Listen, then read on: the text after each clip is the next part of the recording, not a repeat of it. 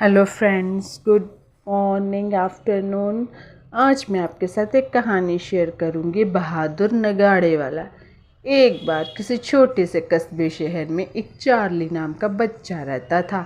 Charlie के माता पिता उसे बहुत ही प्यार करते थे।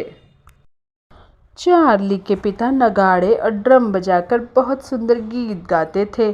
चार्ली बचपन से ही बहुत दयालु, व्यवहारिक, खुश मिजाज और मदद करने वाला लड़का था। चार्ली की आवाज़ बहुत मधुर थी। वह भी अपने पिता के जैसे नगाड़े और ड्रम बजाकर सुंदर गीत गाया करता था। सभी लोग उसके व्यवहार और मधुर गीत के कारण उसे बहुत पसंद करते थे, क्योंकि जिसकी मुंह की मिठास अच्छी होती है ना, वह पूरी दुनिया को जीत लेता है। चार्ली की माँ चाहती थी कि वह अपने पिता के काम को और आगे बढ़ाए। एक दिन चार्ली की माँ ने उसे कहा, तुम इतना सुंदर गीत गाते हो, क्यों ना तुम अपने पिता के काम में उनके साथ जाया करो। चार्ली ने अपने माँ और पापा को कहा, मुझे ड्रम बजाना और गीत गाना पसंद है। यह काम मैं सिर्फ शौक से करता हूँ। मैं सैनिक बनना चाहता हूँ, वर्दी पहनकर अपने देश और जनता की सेवा करना चाहता हूँ। चार्ली की बात सुनकर उसके पिता को उस पर गर्व महसूस हुआ और माँ की आंखों में आंसू निकलने लगे। उसने कहा, तुम मेरी इकलौती संतान हो, यदि तुम्हें कुछ हो गया तो मैं कैसे जीवित रहूँगी।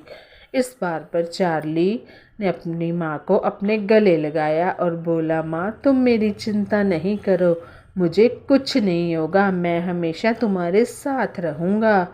माँ की बात सुनकर चार्ली ने अपनी माँ को समझाया, अगर हर माँ आपकी तरह सोचने लगेगी तो इस देश का क्या होगा। हमारे देश में पड़ोसी मुल्क राज करने लगेंगे। हम जो इतनी आज़ादी से इस देश में रहते हैं, हम गुलाम हो जाएंगे। माँ चार्ली की बातें सुनकर मुस्कुरा दी और बोली, तुम इतने बड़े कब हो गए कि मुझे मालूम ही नहीं चला। तुम सिर्फ अपनी माँ नहीं बल्कि इस देश के हित की भी बातें सोचने लगे हो। एक दिन चार्ली ने सुना कि उसके देश और पड़ोसी देश में लड़ाई होने वाली है। राजा चाहते हैं कि देश के सारे नौजवान सेना में भर्ती हो जाएं। यह सुनकर चार्ली की खुशी का ठिकाना नहीं रहा। वह तुरंत राजा के महल गया और अपना नाम लिखवा कर लाया और घर से विदा लेने अपने माता पिता के पास पहुंचा। चार्ली ने अपने पिता से नगाड़े अपने साथ ले जाने के लिए पूछा। चार्ली के पिता ने उसे नगाड़े साथ ले जाने की भी आज्ञा दे दी। लड़ाई के मैदान में जीवन आसान नहीं है। सैनिकों को भोजन पानी के बिना खुले आकाश के नीचे सोना पड़ता है। ऐसे में चार्ली नगाड़ा बजाकर अपने सैनिकों का मन बहलाता था, क्योंकि उसे मधुर गाना और नगाड़ा बजाना बहुत ही अच्छे तरीके से आता था। दूसरे को कैसे उसका दिल जीतना है, ये तो कोई चार्ली से सीखे। धीरे धीरे जंग का आखिरी दिन आ पहुंचा। सूरज ना निकलने से काफ़ी सर्दी हो रही थी। सैकड़ों सैनिक मारे जा चुके थे और बहुत से सैनिक घायल हुए थे। सैनिक का मनोबल गिरने लगा था। तभी चार्ली ने नगाड़े बजाते हुए जोर से चिल्लाया, साथियों हमें हिम्मत नहीं हारनी चाहिए। साथियों आगे बढ़ो और दुश्मनों का सफाया करो। यह सुनकर सभी सैनिकों के अंदर भी जोश उमड़ आया। चार्ली की आवाज़ सुनकर लोगों में जब जोश आ गया, सभी सैनिक आगे बढ़ते रहे। शीघ्र ही दुश्मनों का सफाया हो गया और उनकी जीत हुई। इस दिन चार्ली सांप का हीरो बन गया।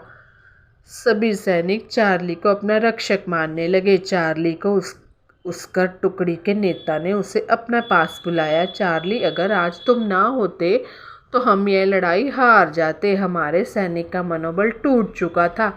तुमने अपने साहस के बल पर सब में नया जोश भर दिया। हमें तुम पर गर्व है। यह सब सुनकर चार्ली का सीना और चौड़ा हो गया। उसे बहुत ही खुशी हुई। उसका हुनर उसने देश के हित में काम आया, जो उसकी माँ चाहती थी कि चार्ली नगाड़ा बजाए। चार्ली ने अपनी बुद्धि से और अपने माँ दोनों का सपना पूरा किया।